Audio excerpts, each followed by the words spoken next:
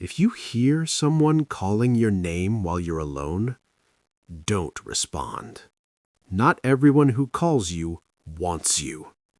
It was 3:03 a.m. on Christmas night, and I was alone in my apartment, the kind of alone where the silence has weight, like even the snow outside is trying to not make a sound. I'd set up this sad little Christmas for one vibe to convince myself I was fine. Tiny tree in the corner, cheap lights blinking, hot chocolate, some show running low on the TV just so the place wouldn't feel like a tomb. I kept thinking about how every other year someone would text me by name. "Merry Christmas, man!" Like my name was proof I existed to somebody. This year, nothing. Just me and the quiet. Then, I heard the scratching. Not a knock, not a ring. A slow, deliberate scrape on the window, like a fingernail dragging across cold glass. Once, twice, 3 times. And the stupid part is, I live on the 4th floor. No balcony you can casually stand on, no fire escape on that side. My brain tried to pull up impossible, but my body pulled up too close. It sounded like it was happening inside my ear. I stood up and walked toward the window like an idiot in a horror movie, clutching my mug, heart thumping in my throat.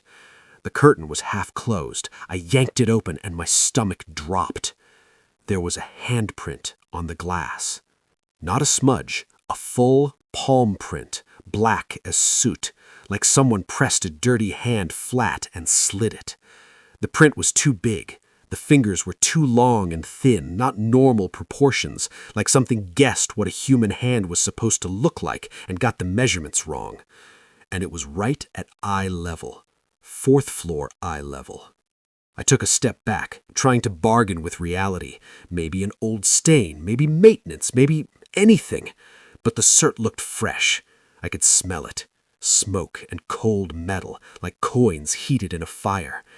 Then the scratching happened again, but on the other side of the pane, like the hand moved. And then I heard breathing, soft, strained breathing right outside the glass. Before I could do anything smart, the TV cut out. Netflix died. The screen filled with static like a dead channel. That white noise hiss crawled under my skin. Then the static snapped into an image, like the TV had decided to show me something. A front door. Not my living room. A front door with a Christmas wreath. A camera angle like a security cam. The door opened by itself. A big gift bag slid onto the doormat. A little red tag on top. Then the door shut. The camera stayed fixed. It took me a second to realize what I was watching. That was my door, from the outside. Same little scratch near the lock, same faded internet sticker, same hallway trim. My TV was showing a view from a camera I do not own. And then, right in the real world, I heard a tiny click from my actual lock. Just a movement, not a full unlock, and something slid across my floor with that soft shh sound plastic makes on tile. I turned, flashlight in my hand now, and there it was. A gift bag, sitting in front of my door like it had always been there. Red tag tied with gold string. The Christmas tree lights behind it started blinking faster, not like a festive pattern, like a nervous twitch. The smell hit me again. Soot, cold smoke, like the bag came out of a chimney. I didn't touch it. I leaned in to read the tag. For you. Under it, smaller. Say your name out loud so I know where to leave the rest. That line didn't sound like a prank. It sounded like a rule, like a requirement, like someone was trying to sign something without ink. I grabbed my phone to call someone, anyone. My service was gone. Full bars a second ago. Now it said no service. Then my phone buzzed once and a weird notification popped up, not from any app, not even formatted like a normal alert. Delivery confirmation pending. I hadn't ordered anything. I tried to steady my breathing and do the rational adult thing, turn on every light, break the tension, laugh at myself. I reached for the wall switch, and inside the gift bag came a soft tap. Not loud enough to shake the bag, just a polite little knock, like something inside had a fingernail. Tap, tap. Then a tiny bell sound. Ding! Sharp and clean, not jolly, like glass hitting glass. I backed up so fast my heel caught on the rug, and from inside the bag, a whisper, low and patient, like it had all night. Name. Just the name. I pointed the flashlight at the bag. It didn't move, but the shadow behind it did. The bag's shadow shifted and shaped like something taller was standing behind it, blocking the light in a way the empty room shouldn't allow. And in that shifting shadow, I saw the outline of antlers, small, close together, too high on a head that wasn't right. Then the ceiling. Above me, on the roof, something started walking. Thok, thok, thok. Hooves? Except the rhythm was wrong, too even, too intentional, like a metronome. Between the steps I heard a dragging sound, shk, like a chain being pulled across gravel. My apartment doesn't have a chimney. There's no reason on earth for hooves on my roof.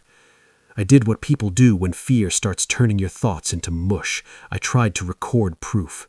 I opened my camera and pointed it at the bag. On my phone screen, behind the bag, stood a figure. Tall, too tall, taller than my doorframe.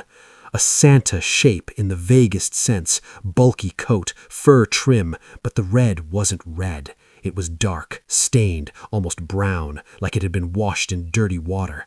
The white fur looked gray, old, like it had teeth in it. The beard was wet, clumped, not fluffy, more like algae than hair. And the eyes were not eyes. They were deep, black pits with no reflection. Its arms hung too long and ended in thin, black fingers like charcoal. On the phone screen, it was right there. In real life, when I looked up, nothing. Empty room. I lowered the phone, lifted it again. The figure was closer in the frame, like it moved only when I looked through a lens. My stomach turned, because I realized I was doing the worst possible thing, giving it a doorway. Every time I watched it through a screen, it got a step. I turned toward the window and almost gagged. There were new soot prints on the inside of the glass. Not outside anymore, inside. Like something had reached through without opening anything and left proof it could touch my space. Then the Christmas lights on my tree started blinking in a pattern that wasn't random. 3 bulbs, pause. 2 bulbs, pause. Another bulb. It was spelling something. Not a word, a name. Mine. Like the whole apartment had decided to write it back to me. I cracked my door to the hallway to reach the breaker panel, and the hallway was dead dark, motion light not kicking on, and on the floor were hoof prints, thin, long, burned-looking marks in the tile, leading away from my door and back again like something had been pacing. I slammed the door shut. The gift tag flipped by itself like a page turning. A new line appeared under the first. If you don't say it, I'll say it for you. My throat tightened. I forced out a shaky no, careful not to attach my name to it. The TV hissed and switched again, this time playing a Christmas carol, but backwards, warped, like a tape rewinding. In the middle of it, a voice slid in, sweet and familiar, the exact tone my mom used when I was little. Merry Christmas, my name. That almost broke me, not because it was scary, but because it was emotional. That's the trap. If it can wear a voice you trust, your body wants to answer even when your brain is screaming. I snapped myself back, yanked the gift bag open in a burst of anger. It was empty. Not nothing inside, empty like a hole. The bottom of the bag was a black, moving soot darkness, like liquid shadow shifting. A second tag floated up from that darkness and dropped at my feet. Open the door, let me in the right way. A polite request dressed like manners. Then a knock at my door. 2 soft knocks. And a man's voice. Delivery! I went to the peephole like a desperate person looking for sanity and saw a guy in a winter jacket holding a box. Normal shape, normal stance. The hallway light was off so his face wasn't clear. Relief hit me so hard I almost cried. Then he lifted his head and stared directly into the peephole like he could see my eye. And he smiled. Say your name, he said, gentle like a customer service rep, so I can hand it to you. My phone buzzed again. Incoming call. No number. Just one big button on the screen. Confirm. My Christmas ornament ball reflected the room, and in that reflection I saw a face. Santa-ish, but wrong. Gray skin, long dark eye slits, mouth too wide, tongue moving like it was testing the shape of words. I dropped the ornament. It shattered, and soot spilled out of it like it had been packed with ash. The air got colder even though my heat was on. That tiny bell sound started moving around me. Ting, ting, like something had bells on its collar circling just out of sight. I turned on the faucet full blast, turned on the fan, made noise like noise could save me. I pressed a pillow to my face and tried not to hear anything. In the roar of water, I heard the whisper anyway. You can't hide from a name. If you've got the nerve to hear what's coming next, leave a like and support the channel by subscribing. Not everyone makes it to the end. It was 11:18 p.m. on Christmas night when I walked into the hospital for my overnight shift, already exhausted in my soul, because Christmas in a hospital is always weird. Outside, the whole world pretends it's warm and magical, lights everywhere, people singing, families doing their little rituals. Inside, it's fluorescent cold and machines and that sterile air that makes everything feel a little less human. I badge in through the employee entrance like normal. Door clicks. I'm thinking, long night, but it's just another night. Then I hear the lobby music. They always pipe Christmas songs through the speakers, right? Except this wasn't normal. Jingle bells, but slowed down, dragged, like the song was drowning. The bells sounded muffled, far away, like they were coming from a tunnel instead of a lobby. I glance at reception, and it's empty. Not low staff, empty. No clerk, no volunteer, no coffee cups. The monitors are on, glowing, and every screen is stuck on the same prompt. Confirm user. Like the whole front desk was waiting for someone to identify themselves. I take the elevator up to my floor, post-op step down. Usually busy. Christmas is lighter, sure, but never zero. The elevator climbs slow. Doors open, and the hallway is wrong. Emergency lighting like a drill. No voices, no footsteps, no laughter from a break room, nothing. But I can hear machines behind closed doors, monitors beeping, ventilator hums, suction pumps. The building is running like there are patients. The hallway is empty like there aren't. I walk to the nurses' station. Every step makes me more aware of how synchronized the beeps are. Not random patient rhythms. It's like every monitor is hitting the same note at the same time, like a chorus. I get to the main computer and pull up census. Census, 0. Under it, in small text, staff present, 1.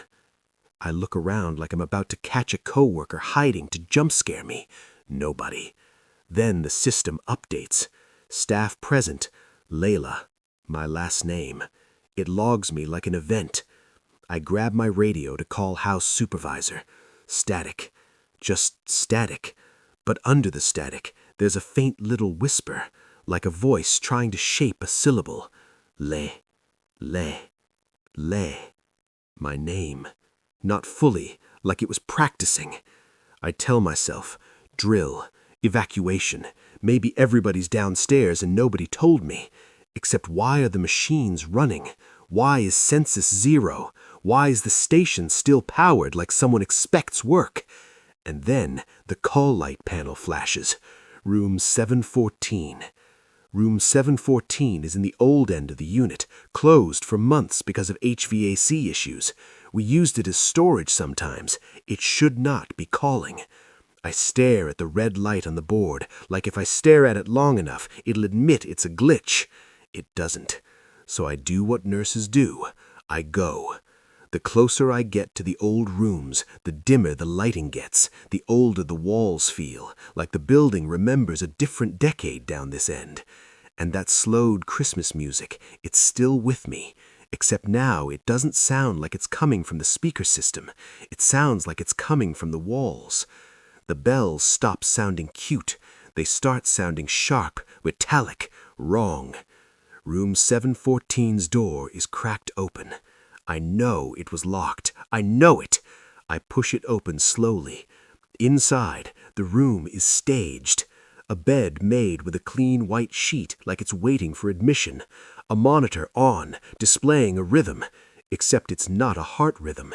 It's a flat line, then one single pulse, then flat, like it's trying to imitate alive and failing. And on the chair next to the bed is a small gift, wrapped red, white ribbon, placed carefully like somebody put it under a Christmas tree. On the wall, the call light display isn't showing 714. It's showing my name. Nurse Layla, please respond. My throat goes tight. I whisper, hello? Which I immediately regret. The monitor emits a long, angry beep and flashes a message, identity required. Then the overhead paging system clicks on, that official, calm female voice we all know, and it announces, Code Blue, Room Layla. Not a room number, my name. Pause. Then, please confirm staff identity. It feels like the entire floor is asking one question. Who are you? I back out and hurry to the station, going for a landline to call House Soup, but the phone is ringing by itself. I pick up, and before I can speak, I hear a low, patient voice. Say your name, clearly. I slam the receiver down. I start opening drawers, looking for literally anything that makes sense. Staff schedules, notes, someone's leftover sweater. Everything is empty, like somebody cleared the place out on purpose. Even the paper sign-in book is open to a fresh page with a pen sitting on it. On a sticky note at the top, print name clearly. It's the same phrase as the reception screens. It's like the building is obsessed with names. And in a hospital, names aren't just labels. Names are wristbands, barcodes, files, transfers, orders. If the system decides your name belongs somewhere else, your life can change in a single click. I go back towards 714 because the gift is still sitting there and I can't let my brain fill the blank space with worse things. I grab the gift and it's light, just paper. I unwrap it. It's a patient chart. A real chart with the hospital logo. On the front, patient, Layla, last name. Admit, 1225-00. Ward, Morgan transfer pending. My vision tunnels. Morgan transfer? From me? Behind me, the door clicks shut. I spin and yank it. Locked. The badge reader glows red and displays confirm identity to exit. I'm trapped in the room they prepared like a joke, except the joke is paperwork. A bed made for a body, a monitor practicing a pulse, an overhead system announcing my name like it's a code. The room gets colder fast, not AC cold, drawer cold, metal cold. Then I hear it outside, wheels. That specific metal on vinyl rattle of a Morgan gurney. If you've worked long enough, you know the difference between a patient stretcher and a Morgan cart by sound alone. The monitor's rhythm starts speeding up. It starts matching my breathing, like it's reading me through the walls. I glance at the sink mirror and almost drop my own heart. In the reflection behind me stands a nurse in scrubs with no face. Where a face should be, it's just zippered fabric, like a hood pulled too far forward. Around the neck, a red ribbon, like a Christmas bow. I whip around. Empty room. Back to the mirror. Still there. Head tilted like it's waiting for me to say it, to confirm. I throw towels over the mirror like that could block it. My eyes go to the ceiling vent. The screws are loose, like somebody prepared an escape route. I climb up, pop it open, and stare into the dark duct. From inside the duct, I hear Christmas carols. Not music, whispered carols. And inside the melody, my name appears like lyrics. Silent night, holy night, Layla, Layla. I drop down shaking, because now even songs are being used like forms. I grab a chair and smash the badge reader. Sparks. The screen dies. The door opens a crack. I rush out, and the hallway is no longer my hallway. It's brighter, colder, clinical like the Morgan corridor. No posters, no room numbers, just a small sign down the hall. Morgan Access. The floor changed under me, like the building rearranged its own map. The overhead voice returns, polite as hell. "Merry Christmas, Layla. Please confirm identity for transfer." Like it's congratulating me on being processed. On the floor, I see a patient wristband, white plastic, barcode, my name printed on it. Next to it, a small tag like a gift card. "Wear it. It helps us find you." That's the horror. Once you're in the system as a patient, it can find you like inventory. I hear footsteps behind me, soft, many, but no chatter. I turn and see a line of nurses and techs at the far end of the corridor, scrubs on, faces blank like smooth masks. Each holds up a little red card. Every card says, "Confirm." They stand like a silent committee waiting for compliance.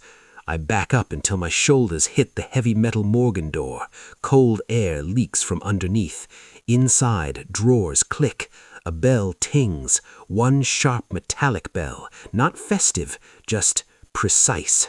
A whisper slides down the corridor. "If you don't say your name, we'll say it, and we'll file you." I try the elevator. Dead. Screen says, "Staff not recognized." So I'm a staff member the building doesn't recognize unless I recognize myself out loud. Think you can make it through the next one? Like and subscribe. Most don't. It was 12:41 a.m. on Christmas night. The mall had been closed for 2 hours. Everybody was home with their families, warm lights, leftover wrapping paper, all that, and I was alone, security guard, graveyard shift, in a giant suburban mall that looks cozy during business hours and turns into a dead movie set after closing. During the day, there's a massive Christmas tree in the atrium, Santa photos set up, kids screaming, parents pretending it's charming. At night, it's quiet in a way that makes every sound come back at you. Your footsteps echo, and it feels like someone's matching your pace half a beat behind. I was used to being alone in there. Honestly, I liked it sometimes. The mall empty feels more honest, less fake. But that night, the air felt awake, like the building wasn't sleeping. First weird thing, camera 14. That's the emergency exit behind the food court. Usually the image is a little shaky from grease and steam. That night, it was too steady, too clean, like somebody had stabilized it on purpose. I lean forward and notice something on the floor in the frame. One little drop, then another. A thin, wet trail like someone dragged a heavy bag. The door is closed, no alarm, nothing logged. I'm about to chalk it up to a leak when the feed flickers like a frame swap, and there he is, Santa. Except not the cheerful Santa Mall. This one is standing still, posture too straight, shoulders too narrow, suit heavy and wet like it's been soaked. The white fur trim looks gray, old. His face is blurry, like it refuses to resolve, and he's holding a huge sack that's dripping water onto the floor. The drip makes the exact wet trail I'm staring at. I hit the intercom. "Hey, who's back there?" No response. Santa slowly turns his head toward the camera like he heard me inside the screen. Then he raises one hand and points directly at the lens, at me. Then the feed snaps back. Empty hallway, closed door, like the whole thing was a single bad frame. I replay the last minute. It's there, the exact same clip, same head turn, same pointing gesture, same timing down to the second. I feel my skin prickle, because a loop like that means one of two things. Somebody hacked the camera, or the camera isn't showing time the way I think it is. 1 hour later, at 1:41 a.m., the clip plays again. Same exact second, but Santa is closer to the camera, like he advanced a step between loops. That's not how a pre-recorded cover video works. A loop repeats exactly. It doesn't approach. At 1:52, while I'm staring at the monitors, I hear it in the atrium. Soft, real-world sound. A long shh, like a heavy bag being dragged across tile. I check the atrium cameras. Nothing moving, but the sound is real, close. So I leave the security office for the first time, flashlight in one hand, baton in the other, and walk out into the open space. And under the giant Christmas tree, dead center, is a big, wet gift bag, just sitting there like it's waiting. I stop a few yards away because my brain is screaming, "Don't get close," but my job is built on check it out, so I inch forward. The bag is soaked at the bottom like it's been sitting in melted snow.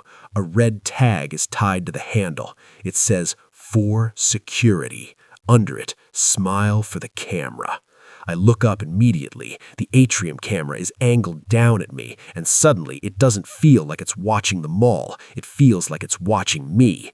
I call out, "Who put this here?" Nothing answers. Then the mall PA system clicks on by itself. "We wish you a Merry Christmas," but wrong, slowed, warped. In the middle of it, a child's quick little laugh. Then a whisper in the speakers, clear as day, says my name. "Hey, Mark." Nobody in this empty mall should know my name except HR files and the access control system. That means whatever this is, it can read the records. I rush to the security office to call police. The computer screen with the camera software is no longer on the camera software.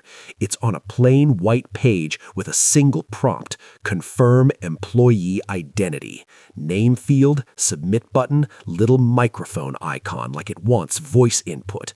Like the mall itself wants me to sign in. My phone rings. No caller ID. I don't answer. It rings again.